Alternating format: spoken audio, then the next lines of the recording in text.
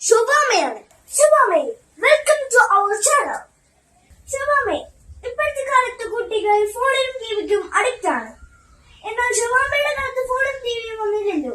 ആ സമയം ശുഭാമ എങ്ങനെയാണ് ഈ ടൈം സ്പെൻഡ് ചെയ്തോണ്ടിരുന്നത്? ശോഭാമയുടെ കാലത്തെന്ന് പറഞ്ഞാൽ അന്ന് ശോഭാമയുടെ വീട് കടപ്പുറത്തിനടുത്തായിരുന്നു. അത് കാരണം ഇഷ്ടംപോലെ സ്ഥലം ഉള്ളതുകൊണ്ട് ശോഭാമയും കൂട്ടുകാരും ഒക്കെ ആയിട്ട് അവിടെ പോയി കളിക്കുകയും ചെറിയ ബോട്ടുകൾ നിരത്തി വെക്കുന്ന സമയമായിരുന്നു. അതെവിടെയാണ് നിർത്തി വെക്കുന്നത്? അവിടെ കടപ്പുറത്ത് പണിയൊക്കെ കഴിഞ്ഞവർ വന്ന് വെക്കുന്ന സമയം. ആ സമയത്ത് നമുക്ക് അതേ കയറി കളിക്കാം. അപ്പൊ ഞങ്ങള് പിള്ളേരെല്ലാരും കൂടെ തോർത്തൊക്കെ ചുറ്റി പോയി അപ്പുറം ഇപ്പുറം വീടുകളായിട്ടൊക്കെ ഇങ്ങനെ കളിക്കുമായിരുന്നു. പോരാത്തതിന് മണ്ണും ഇഷ്ടംപോലെ മണ്ണപ്പം ചുട്ടും അപ്പുറത്തെ വീട്ടുകാർ ചോറ് വെച്ച് നമുക്ക് തരുന്നത് പോലെ ഇലയൊക്കെ അരിഞ്ഞ് അങ്ങനെ അതൊരു നല്ല രസമുള്ള കളികളായിരുന്നു. അങ്ങനെ ഞങ്ങൾക്ക് സമയം തികയാഞ്ഞിട്ടേ ഉള്ളായിരുന്നു. ഇപ്പോഴത്തെ കുട്ടികൾ വീട്ടിലെ ഭക്ഷണം കഴിക്കുമെങ്കിലും അവർക്ക് പുറത്തുനിന്നുള്ള ഭക്ഷണങ്ങളാണ് ഏറ്റവും കൂടുതൽ ഇഷ്ടം. അപ്പൊ ശോഭാമയുടെ കാലത്ത് ഈ ജങ്ക് ഫുഡൊക്കെ കഴിക്കുമായിരുന്നു? ഇല്ല മോനെ, അന്ന് ഞങ്ങളുടെ കാലത്തൊന്നും ഹോട്ടൽ ഫുഡൊന്നും ഞങ്ങൾ അങ്ങനെ അധികം കഴിക്കാറില്ല. വീട്ടിൽ അമ്മ വെച്ച് തരുന്ന ഭക്ഷണമാണ്. അത് ഞങ്ങൾ അന്ന് 8 മക്കളാണ്. 8 മക്കളില് ഞങ്ങൾ അച്ഛന്മാർ വലിയവര് പണിക്ക് പോയാലും ബാക്കി ഞങ്ങൾ 5-6 പേര് പിള്ളേര്. അപ്പൊ അമ്മ നല്ല ചമ്മന്തി അരയ്ക്കും കല്ലേ വെച്ച്. തേങ്ങായും മുളകും പുളിയുപ്പും ഒക്കെ ആ ചമ്മന്തി അരച്ച് വലിയ ഉണ്ടയാക്കും. ഇത്രയും ഉണ്ടയാക്കിയിട്ട് ആ ഉണ്ടയെടുത്ത് മാറ്റി വെച്ചിട്ട് കുറച്ച് ചമ്മന്തി എടുത്ത് കല്ലേ വെച്ചിട്ട് കുറേ നല്ല ചൂട് ചോറ് അതിനകത്തിട്ട് ഇങ്ങനെ പേരട്ടി ഓരോ ഉരുള ഞങ്ങളുടെ വായിൽ വെച്ചിട്ട് എന്ത് രുചിയാണ് ആ ഭക്ഷണത്തിൽ. നല്ല രസമാണ്.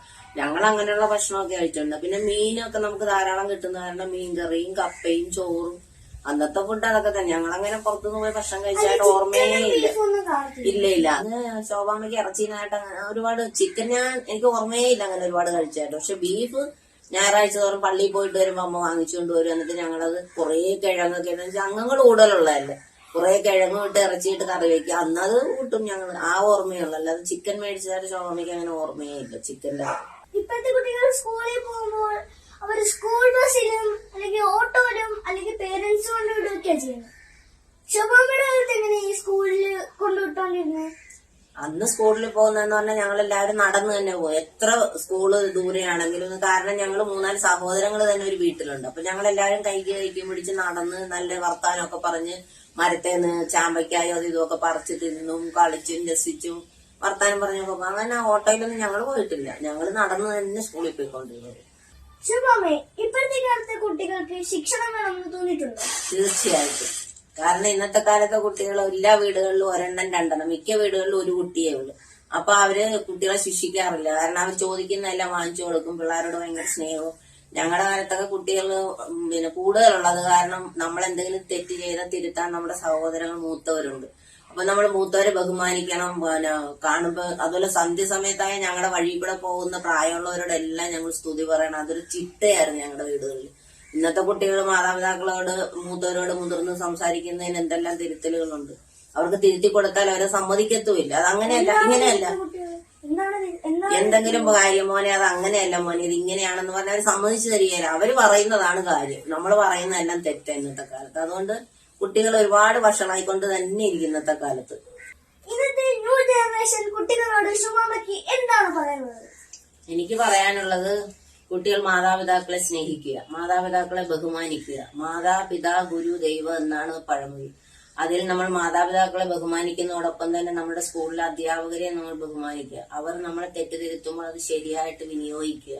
അതിൽ അവരെ നമ്മൾ കുറ്റം പറയാനോ മാതാപിതാക്കൾ അവരെ അടുത്ത് എന്ന് തിരുത്താനോ തയ്യാറാകരുത്. കാരണം നമ്മുടെ കുട്ടികൾ നന്നാകാൻ വേണ്ടിയിട്ടാണ് അവരുടെ വിദ്യാർത്ഥികൾ എന്ന രീതിയിൽ അവരെ മക്കളെ പോലെ അവർ കണ്ടുകൊണ്ടാണ് നമ്മളോട് സംസാരിക്കുന്നത്. പിന്നെ ഒരുപാട് നേരം ടിവിയും മൊബൈലും കണ്ടുകൊണ്ടിരിക്കാതെ കുട്ടികൾ പുറത്തൊക്കെ ഇറങ്ങി കളിക്കണം. പണ്ടത്തെ ഞങ്ങളുടെ കാലത്തെന്ന് പറയാൻ ഞങ്ങൾക്ക് ടി വി ഇല്ല, മൊബൈലില്ല, ഒന്നും തന്നെ ഇല്ല. ഞങ്ങളെല്ലാവരും പുറത്ത് കളിച്ചു. അതുകൊണ്ട് കുട്ടികളൊക്കെ കൂടുതൽ എനിക്ക് തോന്നുന്നു ബുദ്ധിയൊക്കെ അന്നത്തെ കുട്ടികൾക്കായിരുന്നു കുറച്ചുകൂടെ നല്ലതെന്ന് തോന്നുന്നു.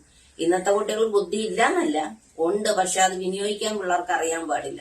കാരണം അവരുടെ ചിന്താരീതി എന്ന് പറഞ്ഞാൽ ഇപ്പോഴത്തെ പുതിയ രീതികളാണ്. പക്ഷെ അതിൽ നിന്നൊക്കെ മാറ്റം വരുത്തണമെങ്കിൽ കുട്ടികൾ കുറച്ചുകൂടെ അതിനകത്ത് മാറി നമ്മുടെ നാട്ടുമ്പുറത്തുള്ള കളികളൊക്കെ കളിക്കുക, ഫുട്ബോൾ കളിക്കുക. പെൺപിള്ളേരാണെങ്കിൽ കൂട്ടുകൂടി.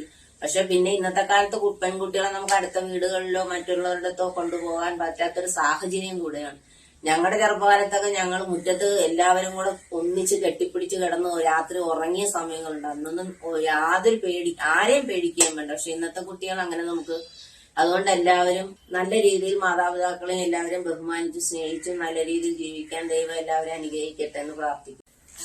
അടുത്ത അതിഥിയുമായി വീണ്ടും കണ്ടുമുട്ടാം. It's me Johan signing of.